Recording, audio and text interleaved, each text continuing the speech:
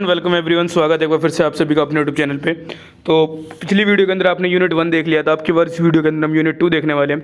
तो यूनिट 2 का नाम है हमारा foreign exchange market and exchange rate determination. मतलब इसके अंदर हम विदेशी एक्सचेंज मार्केट के बारे में और वहाँ पर किस प्रकार से रेट डिटर्मिनेशन होता है उसके बारे में पढ़ने वाले हैं। ठीक है, तो सबसे पहले हमारे को फॉरेन एक्सचेंज मार्केट का मीनिंग पता होना चाहिए। तो फॉरेन एक्सचेंज मार्केट का मीनिंग होता है हमारा the foreign exchange market is a global market.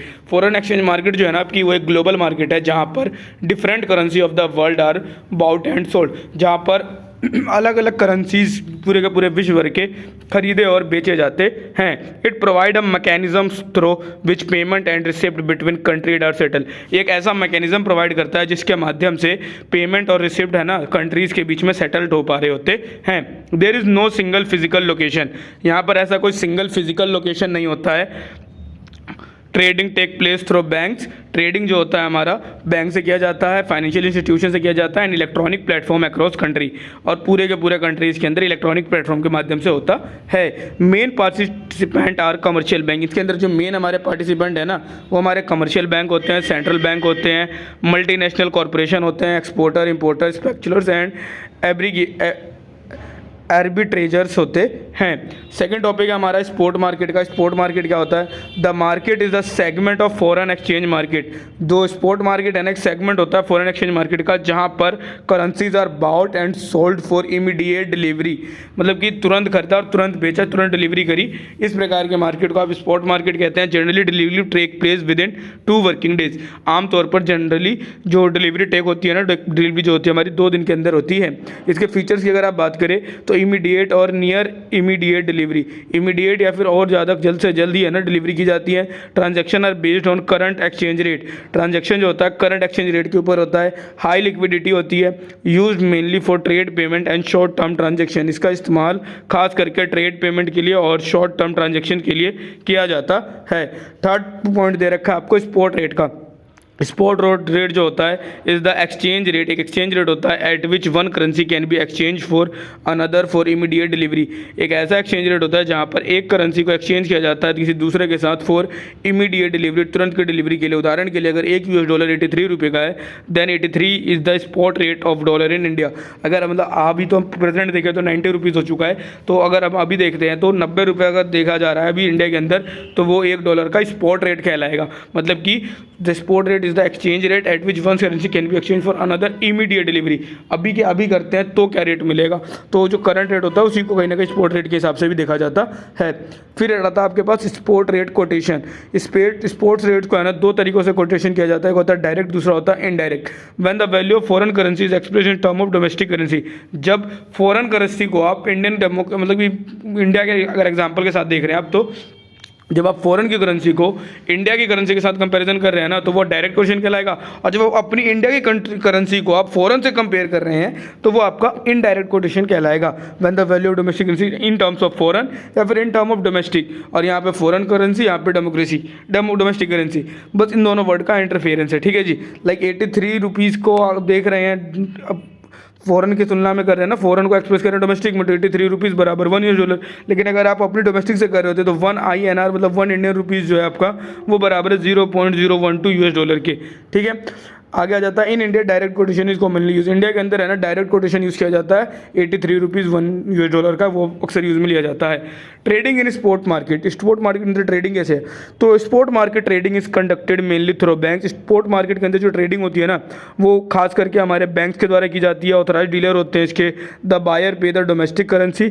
जो बायर होते हैं डोमेस्टिक करेंसी पे करते हैं and receive the foreign currency at the agreed spot rate. जो भी एग्रीड स्पॉट रेट होता है, मतलब फॉर एग्जाम्पल हमने मान लिया कि 84 रुपये के रेट पे हम एक्सचेंज कर रहे हैं, तो उसके ऊपर तुरंत कर दिया जाता है। Transaction are completely electronics and settle with in 2 days. Transaction यहाँ पर भी इमीडिएटली हो जाता है, इलेक्ट्रॉनिकली हो जाता है, एंड इसका सेटलमेंट जो होता है 2 दिन के अंदर हो जाता है।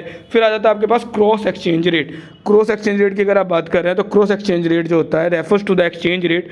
एक्सचेंज रेट को कहा जाता है बिटवीन 2 कंट्रीज, 2 कंट्रीज के बीच में, which is derived using the third common currency.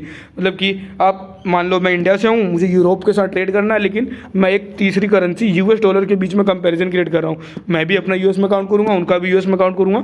इस प्रकार से जो होता है ना, this one is known as cross exchange rate. Like उदाहरण के लिए एक $83 का, एक $0.90 यूरो का है। ठीक है, अब क्रॉस रेट निकालना है तो 1 यूरो को हम रखेंगे बराबर 83 अपॉन में 0.980, तो हमारा आ गया 92.22, तो लगभग 92.22 के ऊपर आपका अब चेंज वगैरह हुआ जाएगा। इस तरीके को हम बोलते हैं क्रॉस एक्सचेंज, मतलब जिसके अंदर है ना हम डिराइव करते हैं किसी तीसरी कॉमन करेंसी के माध्यम से। फिर आता है आपका फॉरवर्ड मार्केट। फॉरवर्ड मार्केट क्या होता है? तो forward market is a segment, एक सेगमेंट है फॉरेन एक्सचेंज मार्केट का, जहाँ पे currency are bought and sold for delivery at a future date at rate agreed upon today. मतलब कि फॉरवर्ड मार्केट एक ऐसा मार्केट होता है जिसमें फ्यूचर में हम करने वाले सेटलमेंट, फॉरवर्ड वाली बात है बाद में करेंगे, लेकिन हम अभी है ना एक फिक्स रेट कर लेते हैं, उसी के ऊपर हम फ्यूचर में सेटलमेंट अर्न कर देते हैं। फॉरवर्ड रेट की अगर आप बात करें तो the rate forward rate is exchange rate fix today for a transaction date will take place at a specific future date such 1 month, 3 month और 6 मंथ। उदाहरण के लिए आज डॉलर 83 रुपीज़ का है, अगर मैंने आज 83 की बात कर ली है तो कल को मान लो डॉलर की प्राइस गिर भी गई है ना तो भी मेरा 83 पे ही होगा, क्योंकि हमने फॉरवर्ड मार्केट के अंदर फॉरवर्ड रेट पे काम करा है। फिर चाहे मैं 6 महीने बाद की डेट हमने एग्री करी हो, चाहे जिस भी डेट की एग्री करी हो, ठीक है। Next long and short forward position. Long and short forward position क्या होता है? तो लॉन्ग फॉरवर्ड पोजीशन के अंदर आपको बताया जाता है when a person agrees to buy foreign currency, जब एक व्यक्ति एग्री करता है फॉरेन करेंसी को खरीदने के लिए at a future date at a fix rate, future की डेट में एक फिक्स प्राइस के ऊपर, importer generally take long position. Importer जो होते हैं ना, जो माल मंगा रहे होते हैं, वो लगभग हमारा लंबा पोजीशन लेते हैं। वही जो शॉर्ट फॉरवर्ड पोजीशन की बात करें तो एक्सपोर्टर शॉर्ट पोजीशन में बात करते हैं। लाइक मैं बेच रहा हूँ तो मैं तो कहूँगा ना कि जल्दी से जल्दी हो जाए, शॉर्ट पोजीशन में हो, लेकिन जो इंपोर्टर है वो तो चाहता है थोड़ा लॉन्ग हो, थोड़ा लॉन्ग समय तक का बात, वो ये चीज़ें हो जाती है इसके अंदर, ठीक है। 10 टॉपिक दे रखा है आपको, forward premium and forward discount. पहले से आगे के लिए प्रीमियम, आगे के लिए डिस्काउंट, ये सारी चीज़ें। A currency said to be forward premium is forward rate higher than the it is porter. Like अभी 83 रुपीज़ का रेट चल रहा है, ठीक है, लेकिन हमने सेटलमेंट 6 महीने बाद के लिए करा, तो हमारे को ऐसा कैलकुलेशन है कि लगभग 6 महीने के बाद जो 83 रुपीज़ है वो हो जाएगा 90 रुपीज़ के अप्रोक्स। तो हम फॉरवर्ड प्रीमियम पे काम कर रहे होते हैं, और अगर हमें ऐसा लगता है कि नहीं अभी तो घटने की चांसेस है, तो हम है ना उसमें फॉरवर्ड डिस्काउंट पे काम कर रहे होते हैं। आगे आ जाता है आपके पास एर्बिट्रेज। एर्बिट्रेज रेफर किया जाता है उस प्रोसेस को of earning risk free profit. एक ऐसा प्रोसेस होता है जिसके अंदर अर्निंग होती है risk free profit by buying a currency in one market and selling another market where the price is higher. खरीदा और अब जहाँ पे हायर वहाँ बेच दिया गया, मतलब पूरा सेफ काम हो रहा है। इस प्रकार की प्रोसेस को ही हम एर्बिट्रेज बोलते हैं। एर्बिट्रेज हेल्प किस में करता है? एक्सचेंज रेट को इक्वलाइज करने में, इंप्रूव करता है मार्केट एफिशिएंसी। लाइक कहीं पे ज़रूरत होगी तो वहाँ पर ये एर्बिट्रेज वाले ही बेचने आएंगे ना, क्योंकि वहाँ पर तो अवेलेबल नहीं था, तो जो बेचने आएगा उसी के माध्यम से तो खरीदा जाएगा, बिना उसके माध्यम के तो हम खरीद भी नहीं सकते और ना बेच सकते हैं।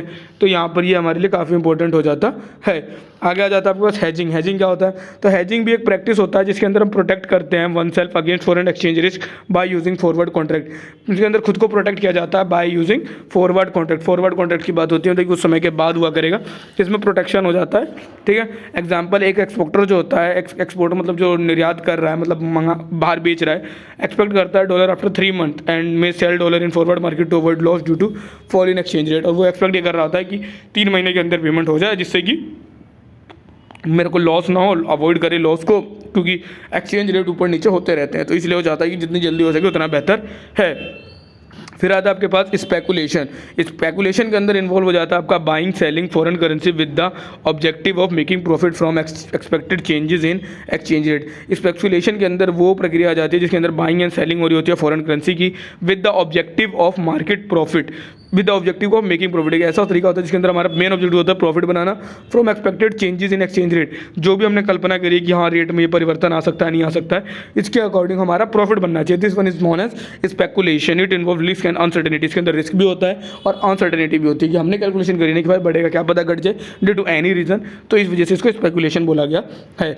अगला आ जाता है फैक्टर अफेक्टिंग एक्सचेंज रेट। कौन कौन से फैक्टर होते हैं जो एक्सचेंज रेट को अफेक्ट करते हैं? सबसे पहला आता है रिलेटिव इन्फ्लेशन रेट।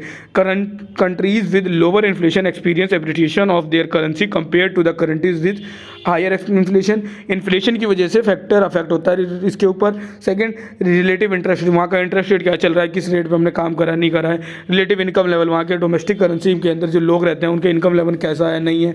गवर्नमेंट किस प्रकार से कंट्रोल में, कैसे लॉ लगा रखे हैं, कैसे टैरिफ लगा रखे हैं। और एक्सपेक्टेशन कि अगर पीपल ने एक्सपेक्ट करा है करेंसी बढ़ेगी तो उसका demand for it increase leading to appreciation. Demand भी होनी चाहिए बढ़ने की, तभी बढ़ेगी ना। अगर डिमांड ही घट गई तो फिर तो घट भी सकती है ना। और इसके बाद आ जाता है आपका 15 topic theories of exchange rate. तो जिसके अंदर सबसे पहले हमें पढ़ना है पीपीपी थ्योरी, जिसको बोलते हैं purchasing power parity theory.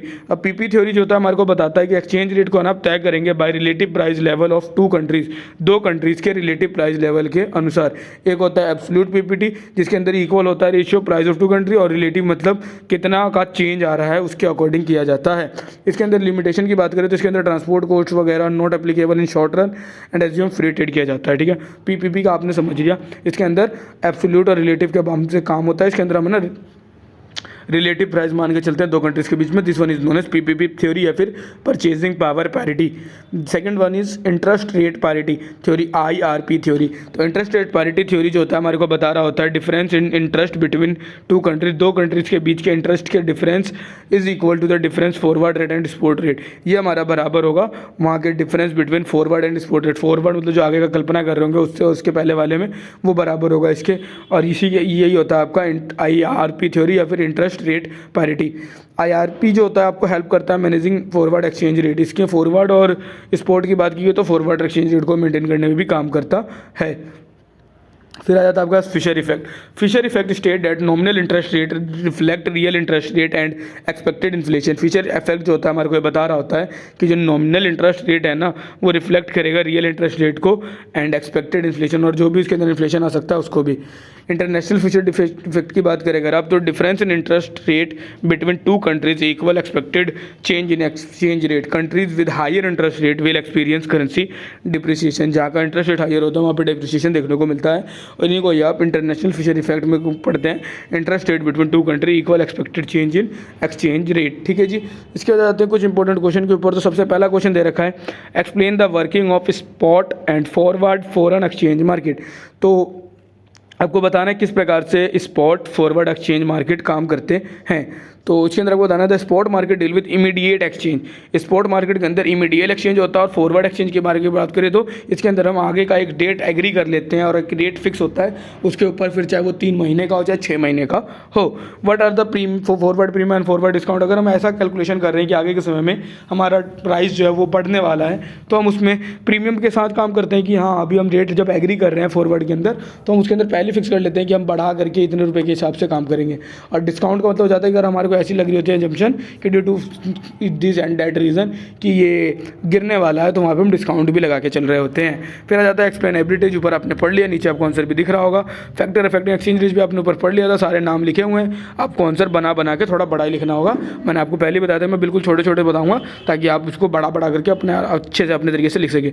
Explain कीजिए परचेजिंग पावर पैरिटी थ्योरी। तो इसके अंदर है ना दो कंट्रीज का जो होता है एक्सचेंज रेट उसको डिटरमाइन किया जाता है रिलेटिव प्राइस के ऊपर। This theory is known as explain purchasing power parity theory. इसके अंदर लिमिटेशन की बात करें तो लिमिटेशन ये हो जाता है कि इसके अंदर ट्रांसपोर्ट कॉस्ट वगैरह नहीं होता और शॉर्ट रन वगैरह में चल नहीं पाता है। एक्सप्लेन करने के लिए आपको बोला गया इंटरेस्ट पार्टी और फिशर इफेक्ट थ्योरी। तो इंटरेस्ट रेट पार्टी थ्योरी जो होता है हमारे को बता रहा होता है relation between interest rate and forward exchange rate. Interest rate party interest rate में और फॉरवर्ड एक्सचेंज रेट के अंदर रिलेशन क्रिएट कर रहा होता है। और फिशर इफेक्ट थ्योरी जो होता है ये हमारे को higher interest rate are associated with higher expected inflation and currency depreciation. किस प्रकार से इन्फ्लेशन आएगा और किस प्रकार से करेंसी में डेप्रिसिएशन आएगा इसके अकॉर्डिंग होता है। ये था आपका यूनिट नंबर 2 जिसका नाम था foreign exchange market and exchange rate determination. उम्मीद करता हूँ आपको अब इसके अंदर कोई डाउट नहीं होगा। अगर कोई डाउट है तो बता दीजिए। पहली यूनिट आपकी अपलोडेड है, दूसरी यूनिट ये हो चुकी है। जल्दी आपको तीसरी और चौथी यूनिट भी देखने को मिल जाएगी और ओवरऑल एक वन शॉट भी डली हुई जिसके अंदर आपके सारी यूनिट कंप्लीट है, ठीक है। तो आप उससे भी कवर कर सकते हैं। एग्जाम आपका कल ही है तो मैं उम्मीद करता हूँ आप अच्छे से पढ़ रहे होंगे और अच्छा सा स्कोर करने वाले हैं। एग्जाम के बाद जरूर कमेंट में आकर के बताया करिए कि पेपर कैसा जा रहा है आपका, क्या हमारा पढ़ाना या फिर इस वीडियो का बनाना आपके लिए हेल्पफुल हो रहा है या नहीं हो रहा है। प्लीज़ एक बार कमेंट में बताया करिए। आपके कमेंट से ही हमारे को मोटिवेशन आती है आगे काम करने की ओर।